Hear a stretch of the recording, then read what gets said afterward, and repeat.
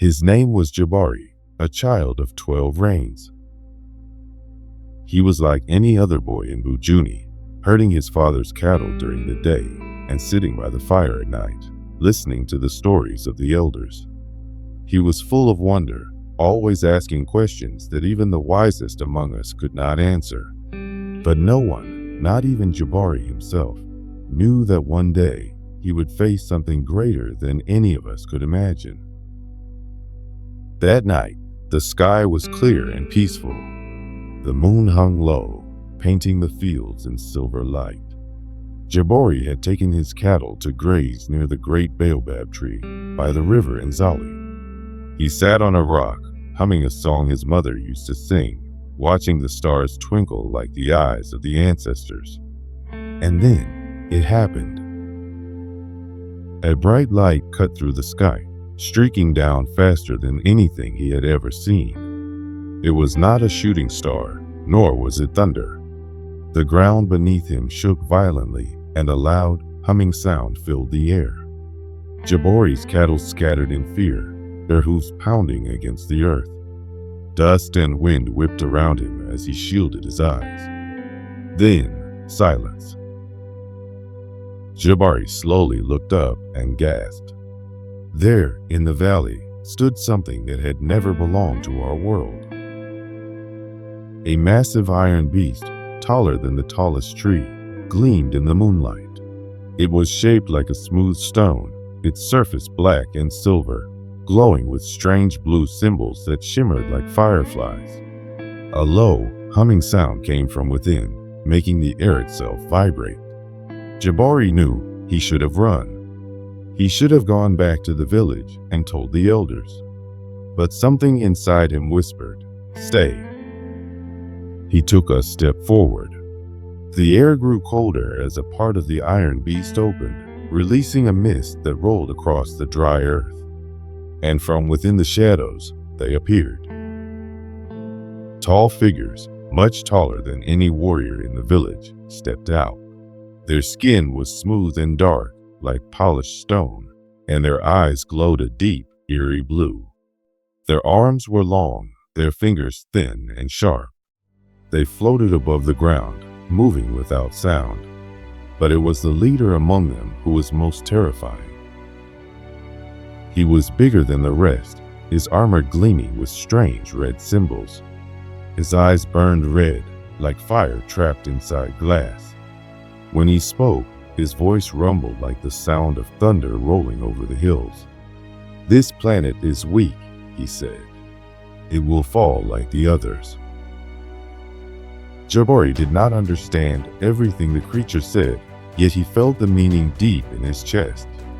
These beings, they were not travelers. They were invaders. But instead of fear, something strange filled Jabari's heart. Curiosity. He took another step forward. "Are you lost?" he asked, his voice small but steady. The alien leader stiffened, his glowing eyes narrowing.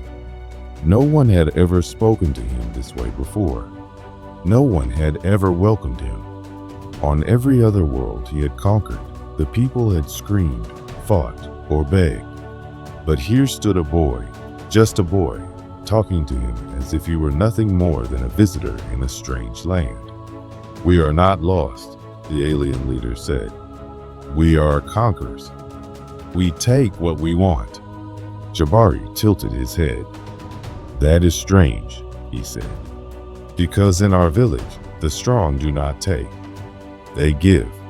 That is what makes them great." The alien's red eyes flickered, as if something deep inside him had been disturbed.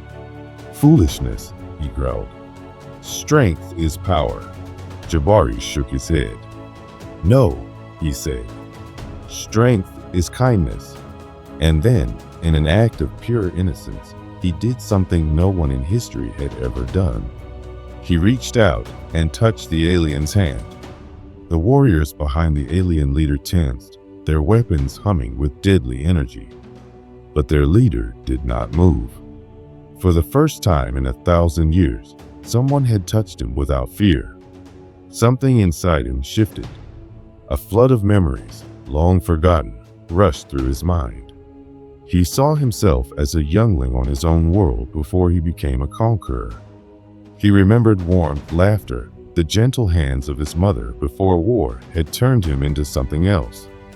And now, here was a boy, standing before him, offering peace instead of terror. The great leader removed his helmet, revealing a face that had not known kindness in centuries. His red eyes dimmed, turning softer, almost human. "Your people," he said slowly. "They are different." Jabari nodded. "Yes, and so are you." The alien warriors looked to their leader, waiting for his command. Would they attack? Would they destroy? But the leader only looked at the boy. Then, slowly, he turned back toward the great iron beast. Without another word, he and his warriors rose into the air, disappearing inside. The ship hummed, glowing brightly as it began to lift off the ground. The wind howled as it ascended higher and higher. And then, just like that, it was gone, vanishing into the night sky. Jabari stood there for a long time, staring at the place where the ship had been. The war had never begun. Because of a boy's kindness, it had never needed to. Jabari never told anyone what had happened that night. Who would believe him? But I saw the signs. For many nights after, a new star appeared in the sky, moving in ways no other star did. And sometimes, when the village sat by the fire, we heard a soft hum in the air, as if something or someone was watching over us. Jabari grew to be a great man, a wise leader who taught that true strength is not in taking, but in giving. And far beyond our world, a great leader of the stars whispered the same lesson to his own people. And so, an invasion became a peace treaty, and a child became a legend. Jabari's story teaches us that true strength lies in kindness, not in force.